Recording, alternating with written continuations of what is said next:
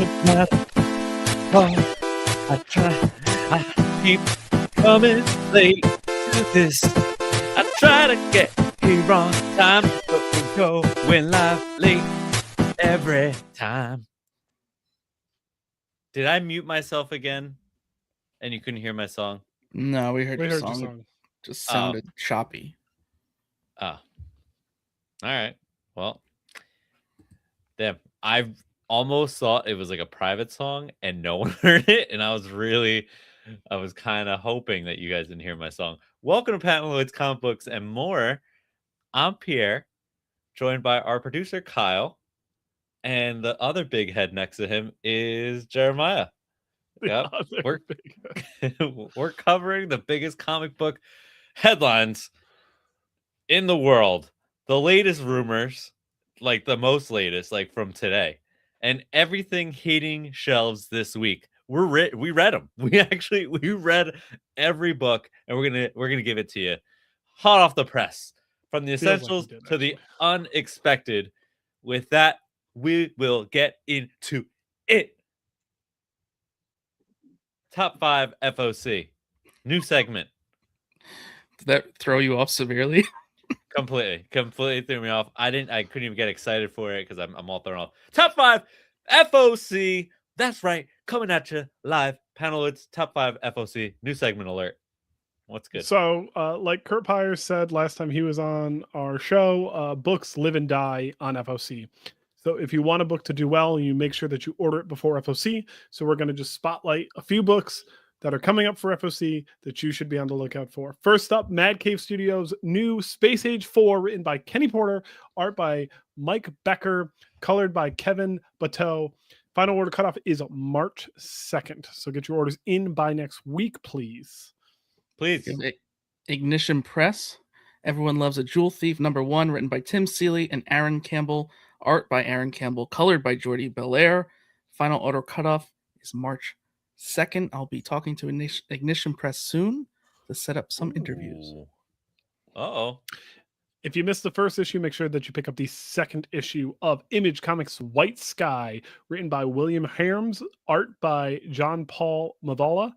Final order cutoff is again next week, March 2nd. Don't sleep on this book. It's going to be fucking great. Crap. So the next one, I have trouble pronouncing. So I'm going to say it, and Jeremiah, you're going to chime in just for the one word I can't pronounce. Image Comics. Malevolent. #3, written by Justin Jordan, art by John Bivens, colored by Philippe Soberio. Final order cutoff is March 2nd. FOC March 2nd. And lastly, on our top 5 FOC list, Distilleries Endeavor #3, written by Stephanie Phillips and Mark Lamming, with art by Mark Lamming, colored by Lee Luridge. Final order cutoff March 2nd. Get those orders in. Tell your local shops that you want them. And if you don't have a local shop, make sure that you order it via an online service before March 2nd for it to count towards their FOC totals, please. And we will work on that segment. We will work on the structure of that segment. I'm so excited for a lot of those books. Can I just say that? I'm excited for White Sky to potentially get a chance at buying the first one. Second print. Third print already. Probably going to go 3. Yep. But that being said, thank you for throwing that in there, Kyle. Because now it's my time to shine. It's New Comic Book Day. New Comic Book Day. New Comic Book Day. New Comic Book Day. Comic Book Day. Woo! That's it. It's a new. I'm gonna add like a little pizzazz to each week. You do what you got to do. We're just here for the ride. It's gonna be great. Vertigo's The Peril of the Brutal Dark, an Ezra Kane mystery #1. Kyle. I get to go first? I mean, I think you should. So, I will say, I am not the old-timey Private Eye genre lover at all. Call it what you want. But... I'm just not, right? I'm more like, I want the future. I want the apocalypse. This is not up my alley. I move this to the top of the list. This was the book of the day, 10 out of 10. Would not change a thing. Every person on this book was the right choice. The creative team is perfect. I'm not being biased because #Jersey, but Chris Condon, I think this might be, just from issue 1, let's just say single strongest issue he's ever put out. This book was a straight 10 out of 10. He has a nice resume with very, very strong books, a variety of strong books. I know he's exclusive to Marvel now, so we're going to get more of that. But I think this is the best thing he's ever done. It is perfect. The pacing, the dialogue, like you felt pulled in instantly. You got the back matter from Michael. I mean, come on. It's literally perfect. It is a perfect book. And I do think with recent trends of number ones, by the time tomorrow comes, it's going to get much harder to buy. And I think it is Vertigo's now top title. And they've come out swinging, right? This is what, their third? Third or fourth? Fifth technically, but yes, third Fifth. from the launch. Oh my god. Third from the, okay. So that's it. Like that. This book is making Vertigo stick around this time. This will be a Vertigo staple for a very, very long time. When you think back to Vertigo, when you think to Hellblazer, when you think to Sandman, this is going to be one of those books. Transmetropolitan, this is going to be one of those books. That Texas Bloods creative team coming back fully. I think Jacob Phillips was born on this earth to make crime and mystery comics. That's truly what I think. The pacing, the panel outlines, the artwork, just absolutely perfect. And you nailed it, Chris. The dialogue in this issue is the best we've ever seen from Chris so far. So very, very happy with how this issue turned out. Completely agree. I think, like you're saying, it pulls you in with the dialogue. I personally was reading it with like an old-timey accent the whole way through.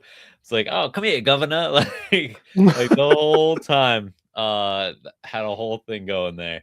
But it pulled What, me another in. favor?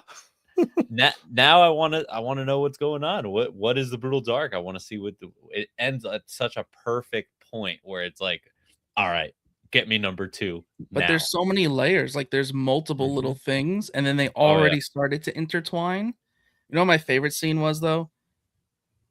Slight spoiler, nothing major.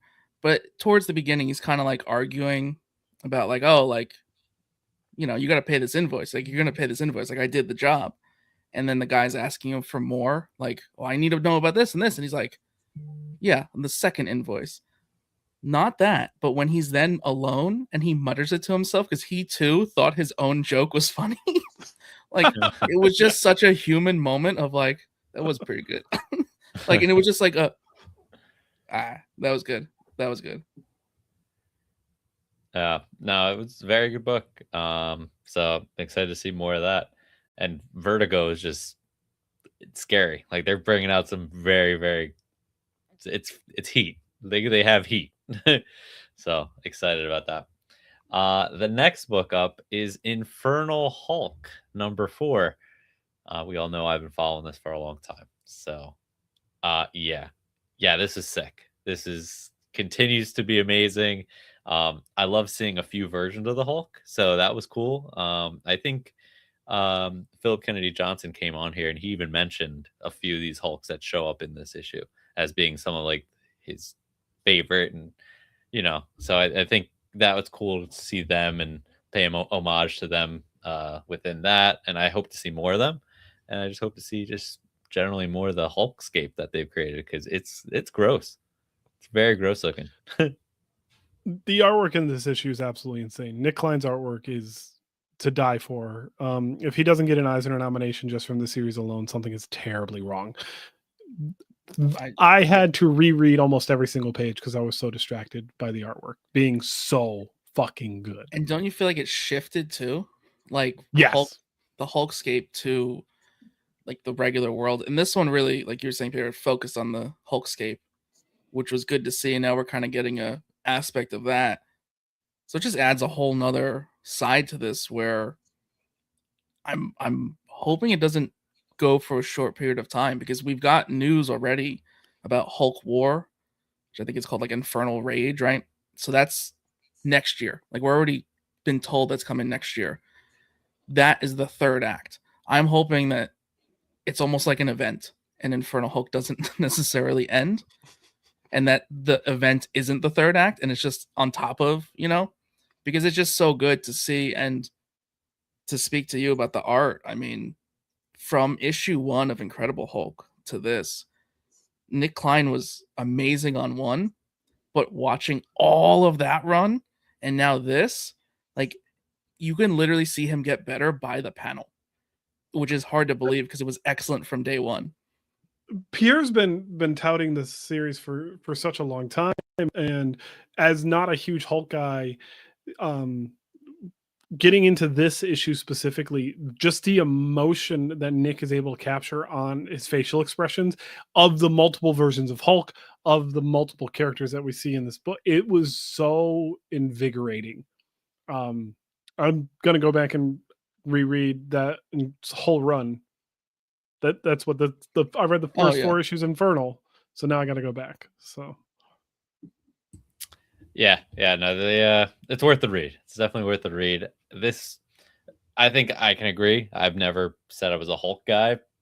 I'm full Hulk. Like this is my speed. So I'm in it. So everyone definitely pick that up if you haven't. And I think the first one's already collected in a trade now, right? Yeah, so you can pick that up. Just follow up on that. So cool. The next book up is Amazing Spider-Man Venom Death Spiral #1. We have a couple faces there. Yeah, I mean, okay. So I think you have to read Amazing Spider-Man, you have to follow Venom, and you have to follow Eddie Brock Carnage to understand exactly what's happening here. So if you haven't followed that, I believe Death Spiral comes from Muse. Am I saying that right? Muse or Muse? No, Muse. I did see some Muse. people saying that. Yeah. That it sets it up in a way. But is it Muse? Is Death Spiral Muse? I don't think it's Muse, no. Is that his name? No, he's the name of the event? No, I think he the event I think is Death Spiral. I think I think he gets like a symbiote or something. I might have missed an issue of Eddie Brock Carnage, but basically Carnage was like trying to get Eddie to go to Muse, and then he ends up like leaving Eddie. He's like, "Oh, I found my perfect carrier," and he goes, and Muse like, "Yeah, no, I'm good. I don't need you." And he's like, "Wait, what?" Like Carnage is like completely like thrown off guard. Like, wait, so that we're a match made in heaven, right? That could work then. It's not Carnage though. I don't know. I forgot exactly where it comes from, but I know he gets some sort of symbiote. But he's definitely killing a lot of people. Do you think Death Spiral is Muse? It might be. The internet thinks it might be. And other guesses I've seen is it's Cletus, but it's from what I've seen, it is not confirmed. No. Spoiler: we know that Carnage is working with Death Spiral. Like, yes, we know that from this first issue. Yeah. So then no, you're right. Then they might not be Muse. I gotta go back and like check it out. Also, I have not followed anything Amazing Spider-Man. So he's not responding to anybody, huh? So that's my next Peter's question. always been bad at that. Always been bad at that. So they referred to an accident, right? They referred to some accident.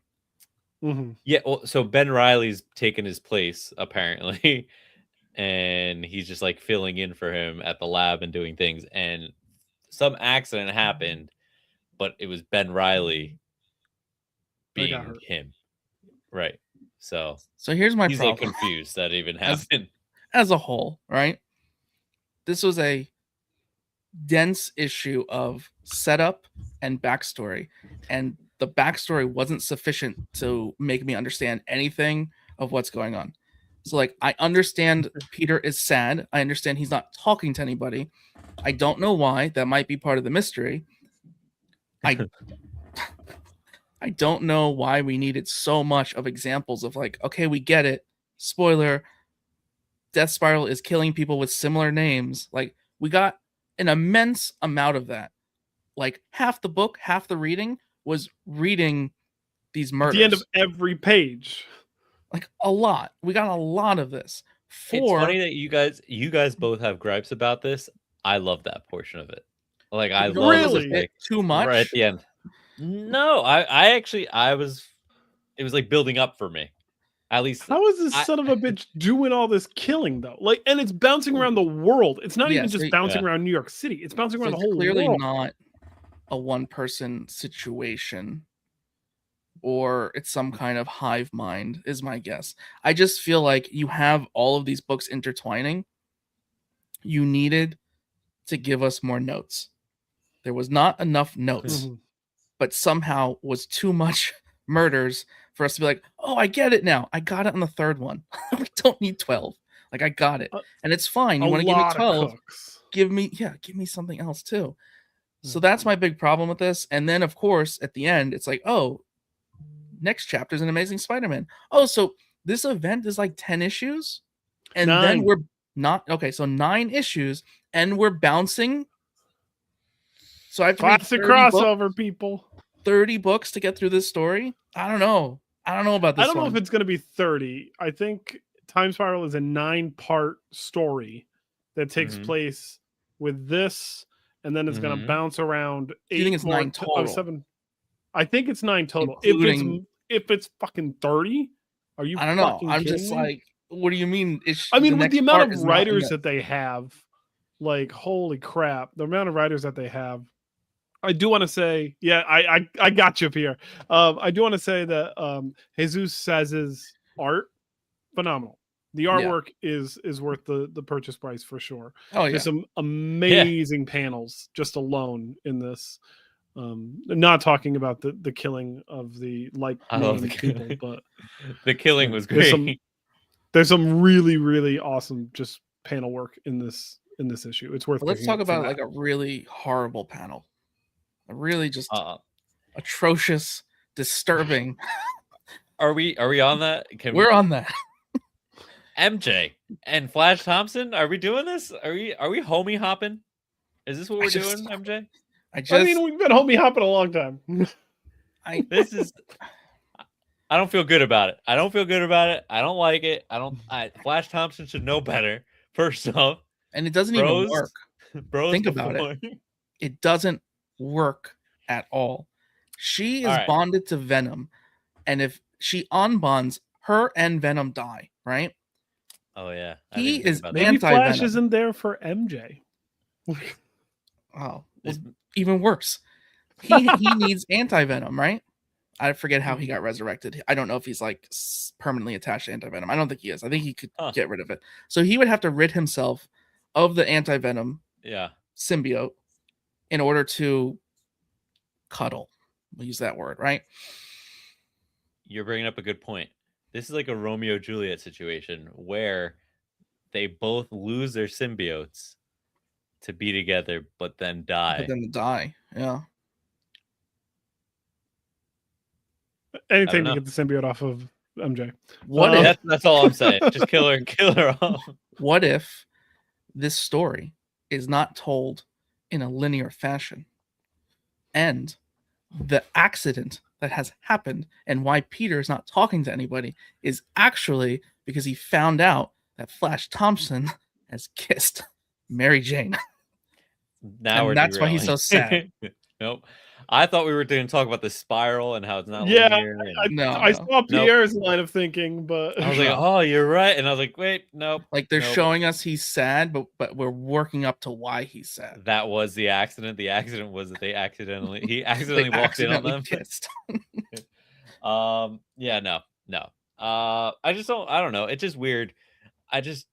For me, Peter just belongs with MJ, and anyone else that he's with or she's with throws me all off. Don't like Paul. Want him to go to hell. He's still lingering around. What a brat. Like just a brat in this issue. Yeah. So he just needs to go away. And the fact that they just keep him around, I think it would be more effective if he just gets shot in the face. I think that's what Wow. we just need to Okay. do. YouTube's gonna So, love that one. I don't like Paul. All right. We need to red band that issue and just get it done. As All a whole, right. though, cool concept. I like the concept. idea. I just feel like without reading everything else, which some of it I just won't anymore. But I I think really recommend Eddie Brock Carnage. Like out of all three of those books, Eddie Brock Carnage is actually been very cool. So I follow this a little differently in terms of like him almost doing like detective work and trying to figure out like what's happening through his lens and not necessarily Spider-Man's, because I haven't followed that book at all. But I don't know. I recommend that book if anything. Not Okay. Venom. no, not Venom. No. All right, Absolute Wonder Woman number 17. So we're moving to DC for this one. Kyle, you had some stuff to say about this one. I think Hayden, they might have had their best issue yet with this one. The panel layout, the motion of like when they were really hard hits, like the line work was like thicker and like almost jagged, like it looked and felt blurry. I don't know how on purpose it was, like to really emphasize, but it was just so well done. I think it was like the strongest pencils yet. I want to go straight spoiler. I don't know if you want to go there here of like our guesses. All right, so Zatanna has freed herself of a little star. She coughed up a little star. What was that star? Part of the control process, right? So normally it's a bomb in the head. This is a star in the belly. A little bit of a safety net for the controller, we'll say, right? Mm-hmm. To avoid some spoilers. So are we, because it had the eye, it's not like a Starro baby or anything. No, like it's a Starro. It's definitely a Starro. Oh, it's definitely a Starro. Yeah. A star with the eye, it sounds like Starro. It's definitely Starro. It's the right color and everything. So my thought is, as a whole, she used Wonder Woman by giving her a little upper hand to free herself of the Starro control, and now they need to call in a bigger gun to take out Zatanna because now she's flippy flopped.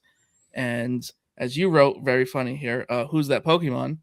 We get a glitched out kind of looking villain at the end who's kind of just like lighting people on fire. Quite literally. I think it's Zatanna's dad, Zatara, because I saw a little hat. I saw the hat. That's a hot take. My guess. It was a really cool hot take, actually. That's my guess. Because how do you take out the daughter, but the one who trained her, right? Okay.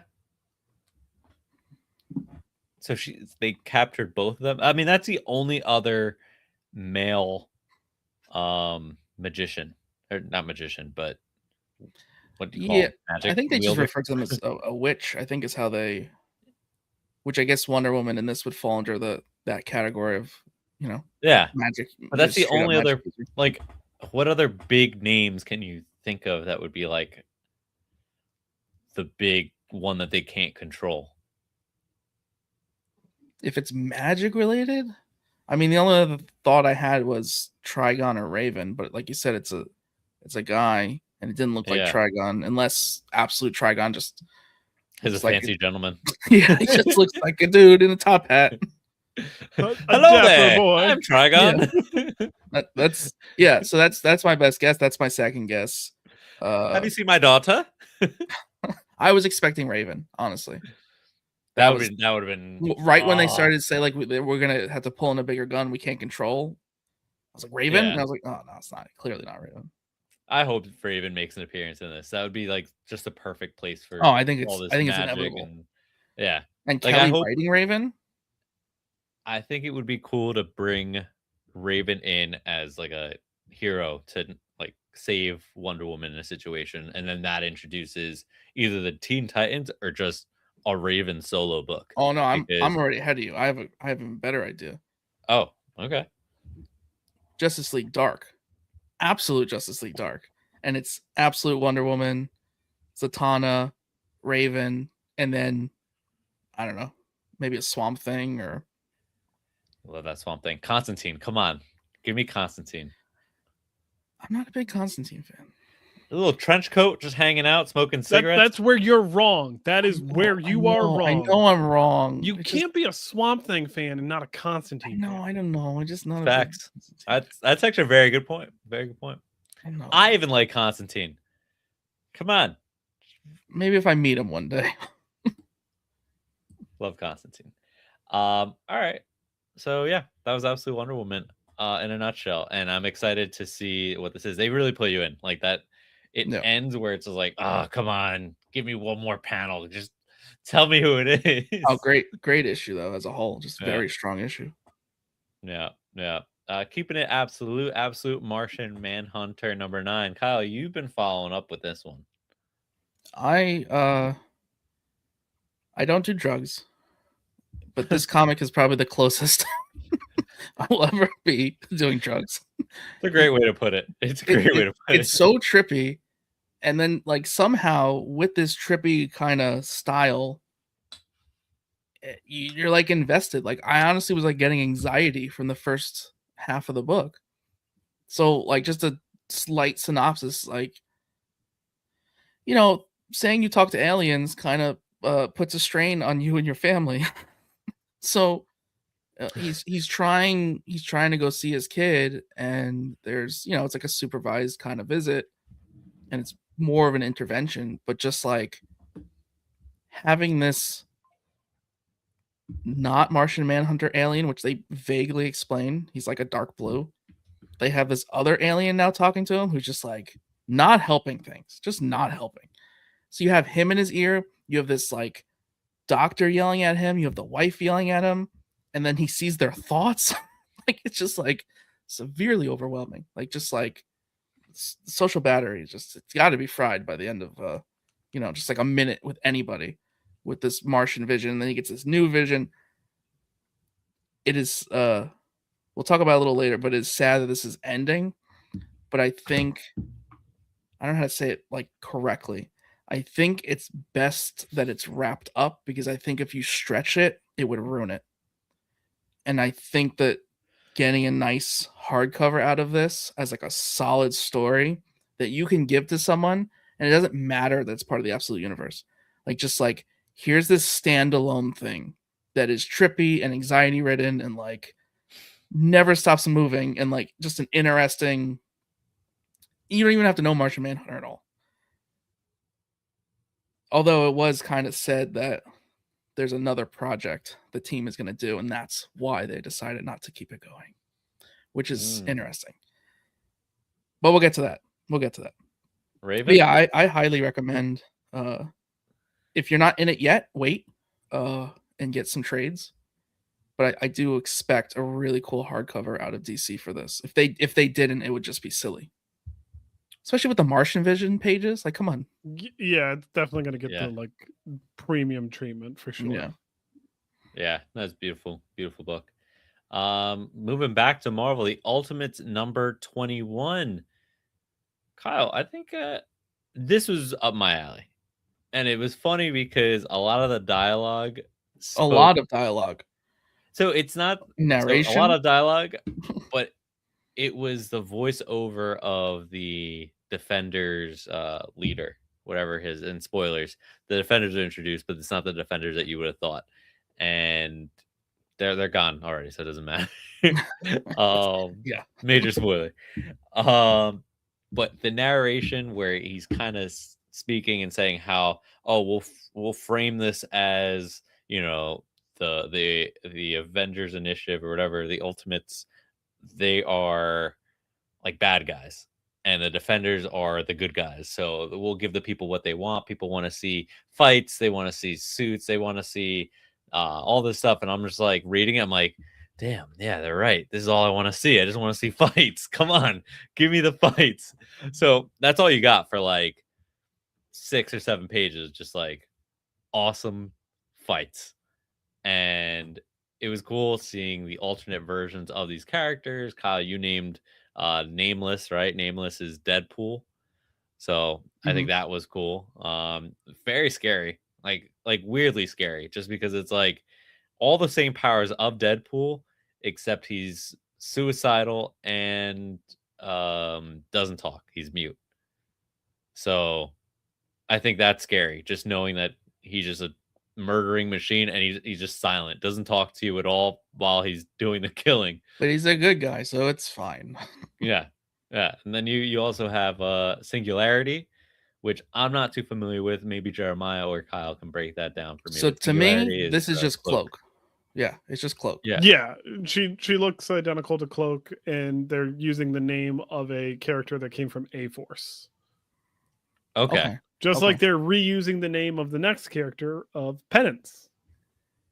Okay. Which is the coolest design like ever. Yeah, the Ghost It's very Rider of this version of the universe is really interesting. I just thought it was actually going to be Robbie Baldwin, and I got excited. What is, I don't know what that is in like mythology. The three-headed dog. I don't know what that's the name for that. Yeah. Cerberus. Oh, is it? Okay, so you have Ghost Rider. Yeah. Riding. He's got a little boy. Yeah. Riding Cerberus. Fantastic. It's awesome. It's brilliant. Not only does he ride it, he uses it to kill the defenders. Yeah. Yes. Perfect. Yeah. And again, the defenders are not who you thought they were. It's just a league of shit people. I don't know. I don't know what to say. They're just a terrible, terrible team. Oh, actually, one of them, wasn't it Thor? Was one of them Thor? Who was the Black Knight? Well, there was Thorella, and then who was the Black Knight? Because he looked just like Thor. Yeah, it was like a flip flop. The Cannonball dude annoyed the shit out of me because he looked identical to Cannonball. Well, that's the whole point. Yeah. Isn't it Cannonball? Just in this universe? But like most of them had like a tweak. He just looked exactly. Oh, I see what you're saying. Well, he was like, his tweak was he was rude. He was really rude. Like, okay, thank you for saying it. This is what I felt when I was reading them. I'm like, they're just really rude. He comes in, he just massacres all these people. He's like, yeah, it's your fault. I don't care. Like what is happening right now? Yeah, it just murders all these people. But I don't know if you guys realize how we went to Absolute Martian Manhunter to the Ultimates. Dennis Camp with the worst signature in comics. I got it. I saw what you did. But how do you go from this trip, like a literal trip, to here's a bunch of characters you've never even seen before. Let's make them murder each other. Okay, moving on. Like the next issue is literally like, okay, Captain America fighting Red Skulls. Like, how do you go from that to this packed battle? Like just the whole issue was battle. Yeah. And it was funny was the first few pages, I was like, I wasn't feeling it, right? And as soon as we started getting the battles in there, I was like, I'm in. Let's do this. Let's keep it going. And then it ends up with Emma Frost kind of betraying the defenders, who I forgot the name of the guy, but he's Sunspot's father. Who saw that? Well, yeah. Yeah, I don't know the Sunspot character name and all, like what the situation was with the kid. I don't want to say this is being rushed in any fashion because of a certain universe being ended in a silly kind of event way that's also introducing new characters, which we'll get to later. But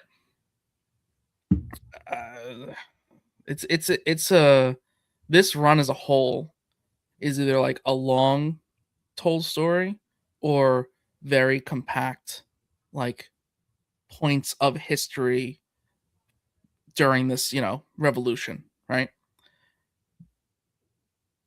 I would have loved to see this stretched out. Like I would have loved to see this team come together, be together. I wouldn't have minded it being like, because Justice League Unlimited is kind of doing it that way. No, yeah, that's true. Like it's not necessarily an end, but like the way Justice League Unlimited is following an overarching with smaller stories in between of different teams kind of together, all different versions of Justice League. So it's like one big unit. This kind of did that, but like way more compressed, like to single issues at a point where you're introduced and have to say goodbye to a character within minutes. I didn't think it was going to be that quick, but yeah, I guess it's the fact that it is kind of a rush project, but it still felt perfect. Like it was like perfect. It is very entertaining. Like it is very, very entertaining. Like you will not be disappointed reading it. Something crazy and cool is happening in almost every page. And like sometimes that's what a comic book needs. It just needs something cool. That's it. Every so often. And I think I'm excited for the next issue. Just because it's ending, or I guess it tells you it's going to be Captain America versus the Red Skulls. And I can just imagine this being almost like absolute Batman fighting Nazis. I think it's going to be like, just seeing how crazy this issue was, I can just imagine how crazy the next issue will be. I hope, at least. That's a I good really point. hope we can I hope we keep it going. Marvel's due for one of those. I'm ready for it. Yeah. And from camp, come on, great. Now, speaking violence, Punisher #1. It's violent. It is violent. It's not Red Band, but it's violent. Not Red Band. So, but it does tie slightly to the Red Band miniseries that recently happened. It does. It does. I didn't read the Red Band. I think I have to circle back to that one. Yeah, I think I have to. Almost feels necessary. I have to admit something here. And this is your first Punisher book, isn't it? This is my first Punisher book. First Punisher book. So here this is a new volume of Punisher, right? This is new #1. I want you to guess how many volumes of Punisher there have been. 4. 15. This is Punisher's 15th #1. All right. All right. You picked a good one. I'll give you credit. You did pick a good one because this is a very, very good issue. Pierre, if it makes you feel better, this is only my 3rd, and I cannot recall the creative team of the first one at all. I've done some miniseries, I'm sure, but for ongoing, 3rd. The only other Punisher, and I didn't even read like a run or anything. I think he was like in another issue. Might have been like Daredevil, like and Punisher, something weird. I don't know. Whatever. He was wearing like the weird. It's like when they changed his logo for a little bit. Skull? Yeah. Oh, Jason. I didn't know what was happening. I had no idea what was happening, and I was just like, okay. Anyways, that was an interesting. There he goes. He walked by. I was like, side story of that run. I liked it a lot, but there is a wonderful Chip Zdarsky issue #4 of Chip Zdarsky's Daredevil run. Has a classic Punisher Daredevil conversation that is one of the greatest exchanges that they've ever had. And if you really want to grasp on Daredevil and Punisher's relationship, all you have to do is read that issue. And it's kind of a one shot. Like you don't need to read the issues before it or their issues after it. And you'll know exactly how they feel about each other. This issue definitely makes you feel like you understand Frank in a way. And then tying back to the Red Band, Frank's a little off because of the Red Band series, but we get a quintessentially classic villain returning in this issue. Yeah, Jigsaw. Jigsaw, Mr. Billy Russo. Not as handsome as I thought he was going to be. Can we break down who Jigsaw is? Because he is gross and awesome. He's a mob boss that a long time ago Frank threw him through a plate glass window called defenestration. That's the word for throwing someone through a window. Is called defenestration. He defenestrated Mr. Billy Russo, and that's why he looks the way that he looks. Has he always stolen faces? That's what I want to know. He's used faces as disguises in the past. He's not chameleon level because, as you could see, bloody as fuck. I mean, bloody as hell. Yeah. He his hand. He like takes his hands off like gloves. Yep. I was like, yep. Oh, he's a sick son of a bitch, and he's aiming to be the new Kingpin. So this should be fun. It's difficult to do a Punisher series well, and Benjamin Percy has done a great job with the Red Band. But as a like actual Punisher series, like main continuity, this is a fantastic start. Wonderful start. So what happened to the Punisher? Do you know what happened to? Because he's messed up in this. Like he has something in his head that he removed. The red band, he was controlled by Kingpin.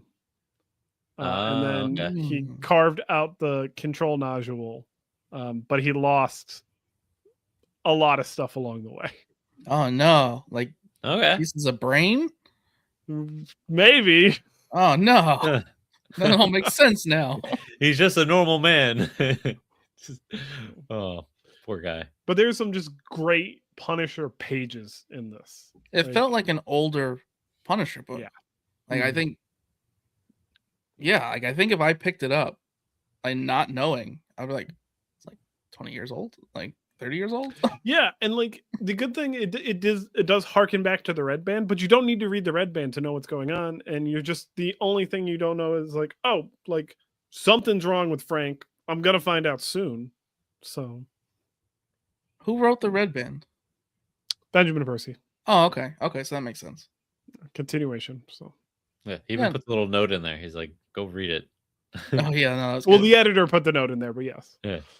So you have that, and then what else? Oh yeah, the one girl, she was talking to like an editor or something, and he was like, "Oh, nobody wants to hear about stories about a street level vigilante," and I'm like, it's funny to me reading that because it's like we're reading that story and we're excited to read that story.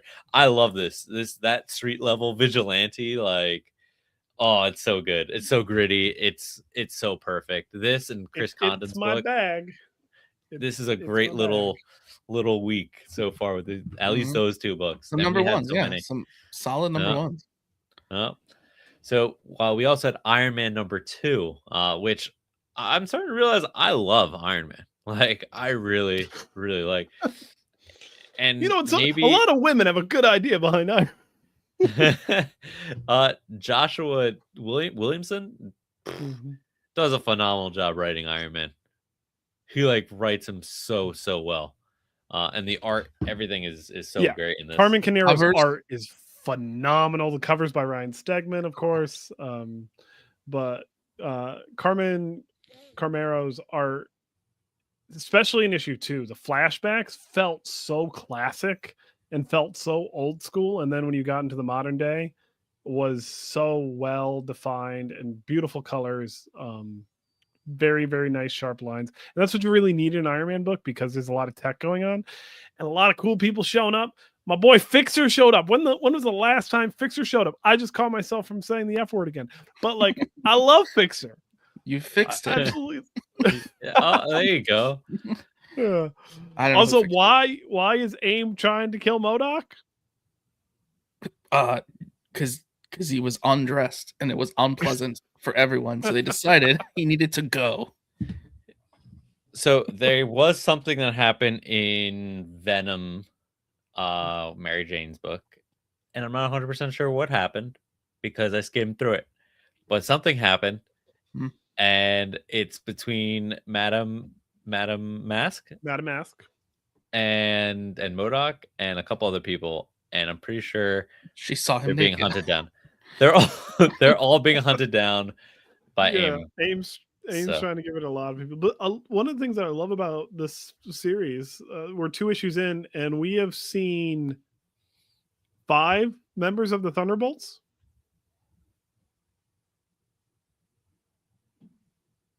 Like the older Thunderbolts. Yeah. We got Blizzard, we got Citizen V, we got Madam Mask, we got Fixer.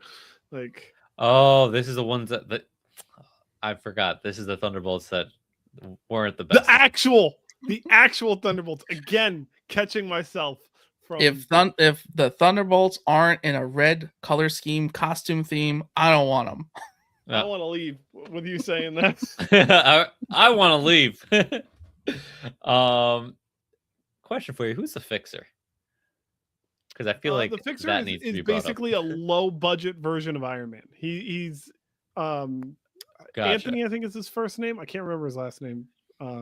But he can basically work with any tech. He just has to take it apart first. He's kind of like Forge, the mutant Forge. Okay. Can fix anything if he takes it apart. Fixer's kind of like that. don't like either of them now.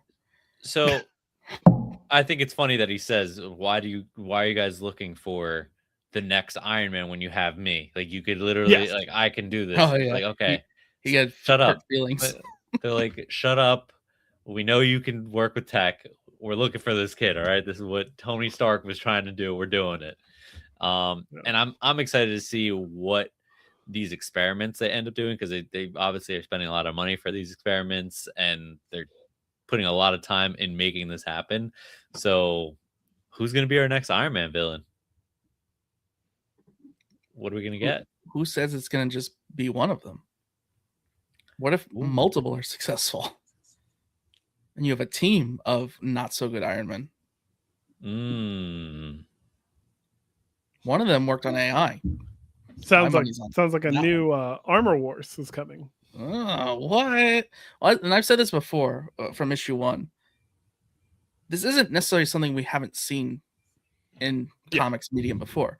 The idea of like a contingency plan to defeat oneself that then becomes a problem for yourself, right? We've seen this to an extent. But this is being done so well, and seeing all of these potentials in the AIM facility really like was exciting. Of like, something cool is going to come out of this. Like, there's going to be some really cool tech or villains, and it's going to be a nice arc we have ahead of us. See what I did there? Arc. Yeah, excited for it. Moving on, we got Justice League Unlimited number 16. Kyle, we both read this. I think this is a great wrap up to it, and honestly, I might continue reading this whole book. Yeah, I know you got into it mainly because of the Mr. Terrific arc where he had all his displaced heroes. But I think as a whole, even when Wade just has too much going on, it's all worth it, because it's just pure entertainment. Like, it's almost feels like some Marvel books to me at times, where it's just like a plethora of characters like all at once doing things. Like, Marvel seems to do that, where they just like vomit their colorful characters on you. That's kind of what this is. And like I was saying earlier, like, you get little team ups within the Justice League, and then you have this whole side story with the displaced characters, and then major spoilers, but the twist and the way this wrapped up. I mean, did you think for 1 second it was Owl Woman that not only was a traitor, but had it set up from before the team was put together? Like, I didn't, but isn't there Owl Man and Owl Man's evil? So there's an Owl Man that was from the crime syndicate, from a different Earth. There is Owl Man from the Watchmen, which technically is another reality within DC's universe now. There is an Owl Man who was a self-righteous New 52 character that came out of the Court of Owls, who was like not actually really related to the Court of Owls. He was just kind of like crazy. So Owl Woman is just from a far future. We don't know how or why she took the name, if she's technically connected to the Watchmen one, though the costume is very resemblant of that. I would assume it's them taking a little nod to Watchmen and using that, franchise, for lack of better words. But yeah, we have an Owl Woman from the future who seemed nice and innocent, who actually planned the whole thing and is the traitor and almost got everybody killed. But then it wraps up nicely. Yeah, she saved the day. Like, she saves the day, and then it honestly, I think this book made me just appreciate Mr. Terrific, because I never read anything Mr. Terrific. Yeah. So same for me. Like, the way he like was written, of being like almost like a hard ass at times, and it's just because he's smarter. Like, it's just like, no, like, I'm smarter. You need to just stop, because I've already figured it out. You're wasting my time. That attitude of you're wasting time. I'm already ahead of you. I don't know. I love that. Yeah, that was cool. It was a good read. So we'll see. I might keep following it, but there's a lot of books. There's a lot of books. Kyle, you read this next one, and Jeremiah knows how to say the title. Malevolent 2. Yeah, I'm not saying I don't know how to say it. I know how to say it. So I just wanted to see you say it, Jeremiah. Malevolent. That's what I would have. I think I Malevolent. would've done Malevolent. Malevolent. No, it's Malevolent. I think it's malevolent spelled weird. So Okay. All right. Malevolent. Malevolent. So it's like oh man, this is a hell of a quote. Mayonnaise. It's malevolent. Mayonnaise. Malevolent. So the characters in the book, Malalala. the characters in the book can't even say it because they call the demon creatures Mal.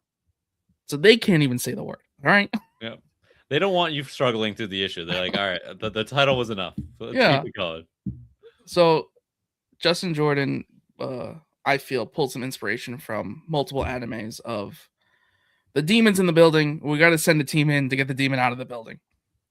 Something erupted X amount of years ago, and now we have demons. There was a breach, right? We've seen multiple animes do this. Solo leveling is probably the most recent and popular. But it's a general idea of like Chainsaw Man does it. We got to go in and we got to get the demon out.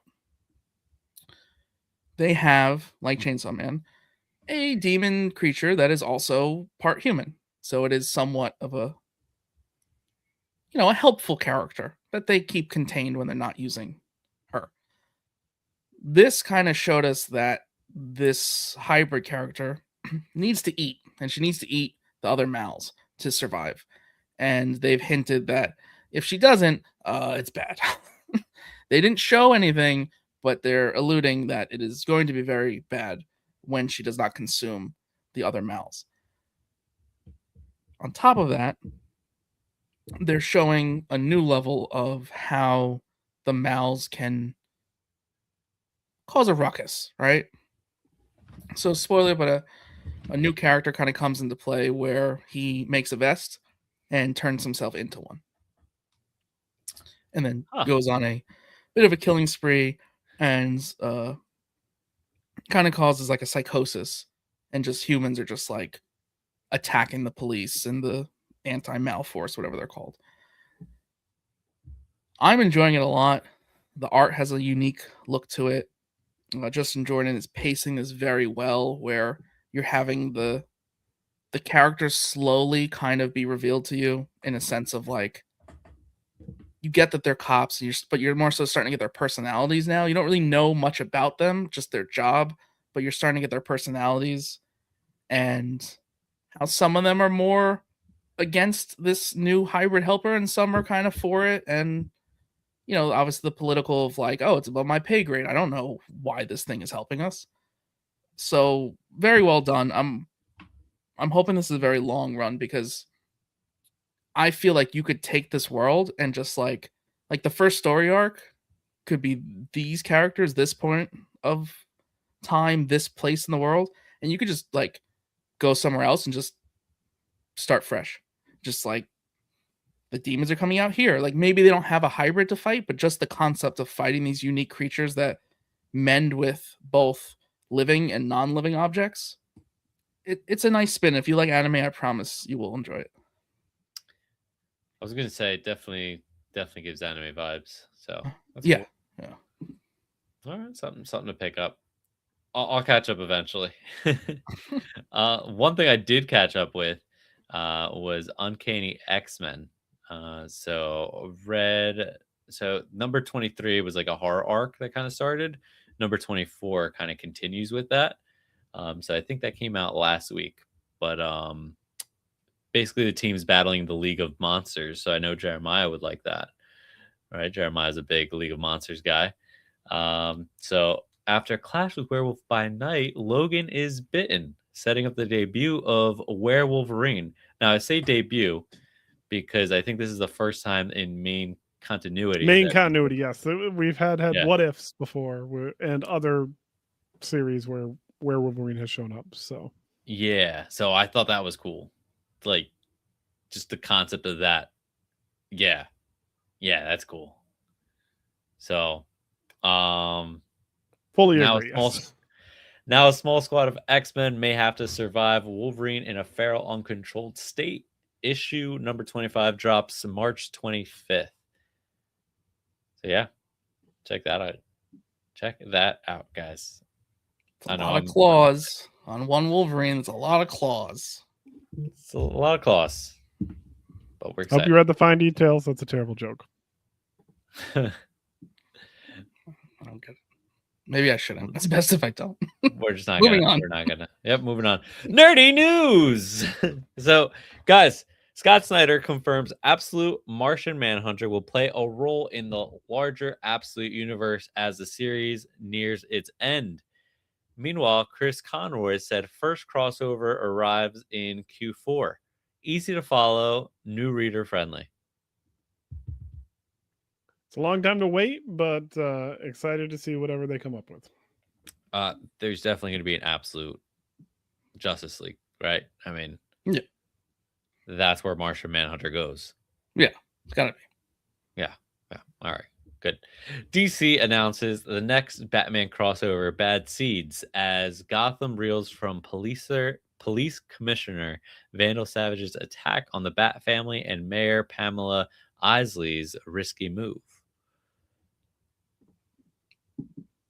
Bad Seeds. But still, nobody cares about the well-being of Killer Croc. So I called this crossover months ago, like 6 months ago, that Killer Croc went missing in Poison Ivy and then showed up in Batman #1, and now nobody cares where he's at. This event seemingly was predicted by me, but still has nothing to do with Killer Croc. Like nothing at all. Poor Killer Croc. He's But in it's there. He's in cool. the sewer somewhere. He's not well, okay? We don't know where he's at. I'm excited for this. I mean, both runs. I mean, obviously Batman's newer. Poison Ivy's been going on for a bit now. Both runs are extremely strong. What better two books to crossover by two fantastic writers? Something very cool will come out of this, and I'm excited to see how it reshapes the Poison Ivy arc. Because that book was not supposed to go as many issues as it was, and it kind of had a little bit of an ending. And they were like, "No, it's good. Keep going."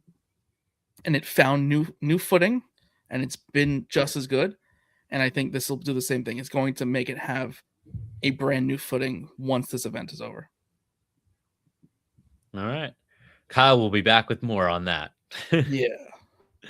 DC announces Teen Titans by Kyle Higgins and Daniele Di Nicuolo launches this summer as Red Hood teams with a new generation to track missing super-powered teens.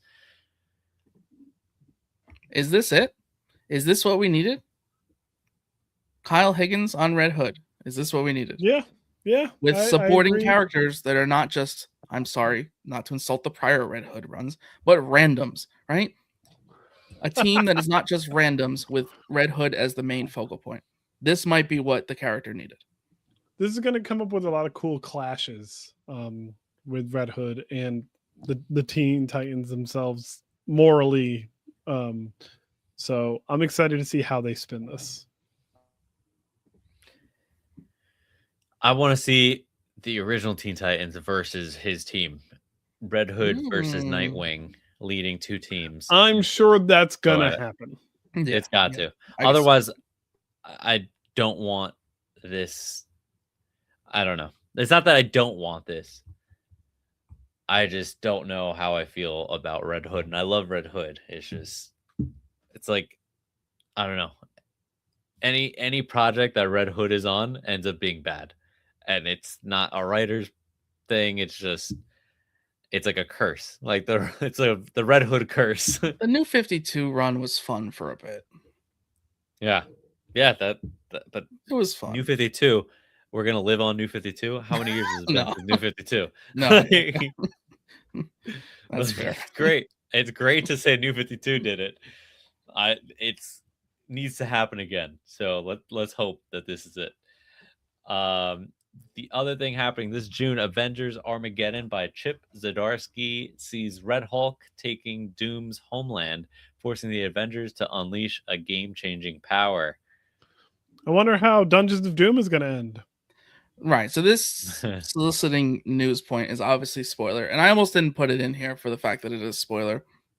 But it's kind of predictable. I kind of saw it coming from Dungeons of Doom so far. I like this idea a lot of Red Hulk taking over.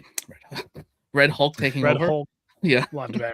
Yes. Like it's a very it's a nice plot point for sure. Like they can do some fun stuff with him. I mean, because think about it this way too. He is American patriot to the extent of I'm right no matter what, right? Mhm. Mhm. He's now taking over another country. So Where does the everyone looked up to the leader saying, "You're right." so right. So is this is my country now? All other countries are bad, or is it I'm acquiring this for America? I'm very curious of how he's gonna Mm. play this to somehow justify it. Huh. I didn't think about it that way, but I think he's kind of an enemy of the state right now. Like he's not really Well, for Shield is America also necessarily. like in a weird place too, so I don't know if they're not technically enemies of the state as well. Other question: does Red Hulk, Red? I keep wanting to say Red Hood. No, I did it to you. Does Red Hulk get a cloak, like a little suit, like Doctor Doom? Did Red Hulk in Doom armor and No Oh, mask, that? or a red mask. Red mask. they have to at Calling least do that. a variant. They Yeah, have to at for sure. least Yeah, that'd be great. That'd be great. That's really funny. Chip Zdarsky on anything, by the way. Yeah. Well, this just Didn't further realize- proves that this is a possible soft reboot event. It's a reboot. It's a reboot, folks. It's a reboot. He's Well. literally on every title, and I love him on every title. And I He's doing want more Chip great. Zdarsky. I wish he had some social media so I could harass him to get an interview. I just but- don't. So He you do used to have Captain a America. Tumblr. He used to have a Tumblr. So you His think I Tumblr could was find that the greatest. and he would Maybe. possibly answer on Tumblr? Maybe. I'll text him. I'll text him. Oh yeah, thanks. Yeah, I'll text him. I'll meet him. We just got to go to the Comic Con. We'll get him at Comic Con. Oh, what about New Jersey Con? Oh, can we talk about that real quick? Can we Yeah. talk about that? no. I don't wanna So talk about it is some news. Go It is to nerdy Super. news. Yeah, it is nerdy news. So go to the Super Jersey Instagram, right? Super Jersey Comic Expo. Go to their Instagram. They did a whole live stream. They explain a lot better, but just in a nutshell, where they were going to have the convention, financial, legal stuff unrelated to them, couldn't do the convention there anymore. Their date was lost. Had to find a new venue. So they find a new venue with just as soft of floors and just as much of being a dome. But in Jersey, we've had a lot of snow. So not this last storm or the one before it, but the big one before that, it broke the dome. So Dome 1 fell through because they screwed up something. Dome 2 fell through because the snow screwed up something. And they're at this point where it's like we can't find a venue that is appropriate in time to keep the same This date. close. Yep. So they're going to do a summer event, and it looks like they're going to do a summer event moving forward.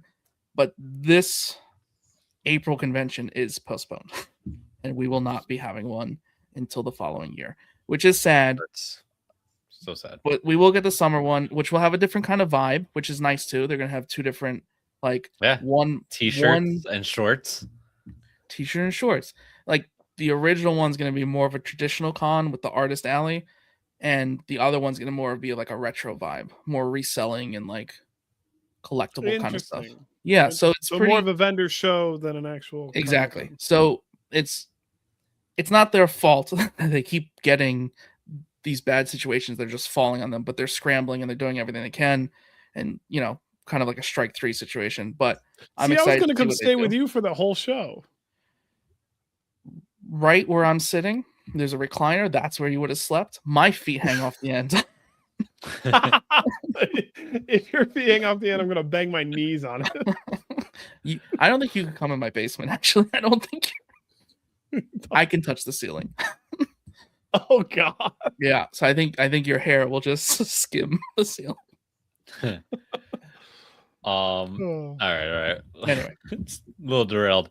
Ultimate Impact #1 by Chris Condon and Stefano Caselli drops this May, introducing a new Wonder Man, Vin Lerner, who gains his abilities from the origin boxes, along with a villain named Hostilcus.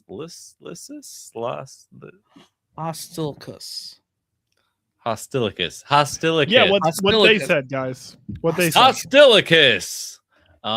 So you're saying the called this. Ultimate Universe isn't ending, and the origin boxes are just making a bunch of new characters from the Ultimate Universe?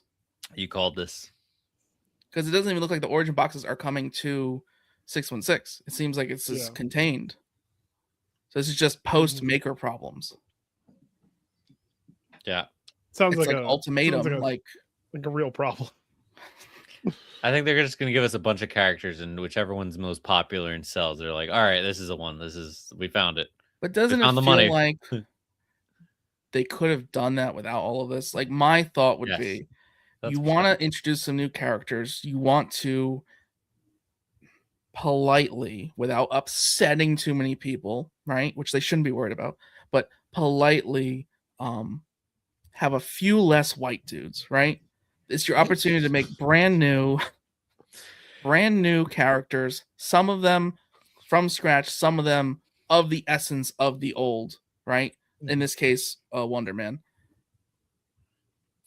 Why are you ending to reboot just to do it again? Like, you could have done it from the get, and instead it feels like you're rushing some of your books. So we could have just kept introducing new characters continuously while the Maker problem was going on. You could have just kept doing it, like heroes rising up to fight the Maker. And instead, you're ending that arc, doing some kind of reborn event, which Chris Condon's on it, so I have high hopes for it. Wish it wasn't coming this year, but at least it's coming from him, right? And now you're introducing more characters when we're supposedly ending the universe. Should have just kept it going, kept collecting characters, like Pierre said. Let's pick the 5 favorites. Then when you end the universe, like you did with Miles, that event brings them over to 616. You have 5 brand new characters, hopefully all 5 of which are not old white dudes. I'm with that. That's my TED Talk. I would have done it differently. I would have used, if you're not going to let the Ultimate Universe live on its own the way they're letting Absolute live on its own indefinitely until it stops selling, if you're not going to do that, you could have done this differently. Could have. Well, you also got to remember that the Ultimate Universe started before Absolute did. Why is it not selling as well? That's a good question. Because they're rushing things. They're not just letting it be. They could have just let it be. Yeah, you're not wrong. They're Thanks, rushing Disney. to wrap it up versus Absolute was like, just have fun, go crazy. And I know people complained, like the moment people saw Wonder Man as a new character for Wonder Man, instantly complained of like, oh, MCU synergy. It's like, yes, but also the MCU one version's kind of cooler. Like, I'm okay with, right? And it's a different name and it works with the origin box. But we could have done this before the event and it could have been mingled into this whole arc. And I'd have some attachment. And I'd be like, please bring this one over. Please don't let them die with the universe. Bring them to 616. Yeah.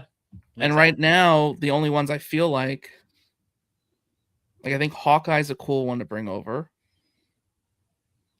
I mean, Peter would be too, like, just because I like that Peter better, it would be too polluted. You liking a Peter sounds so weird coming out of your face. I just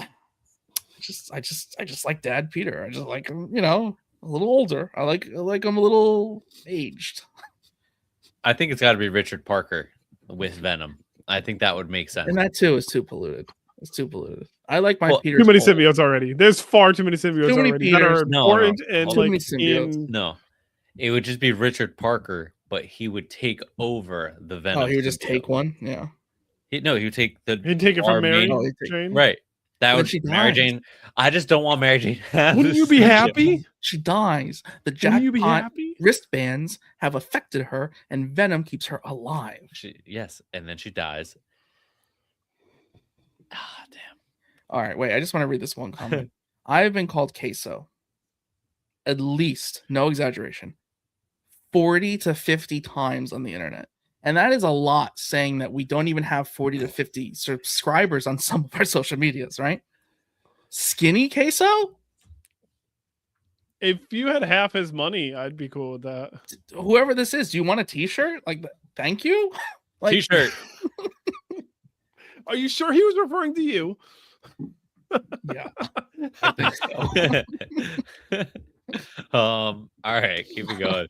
This May, Odin #1 by James Tynion and Margaret Bennett, with art by Leticia Cardinizzi.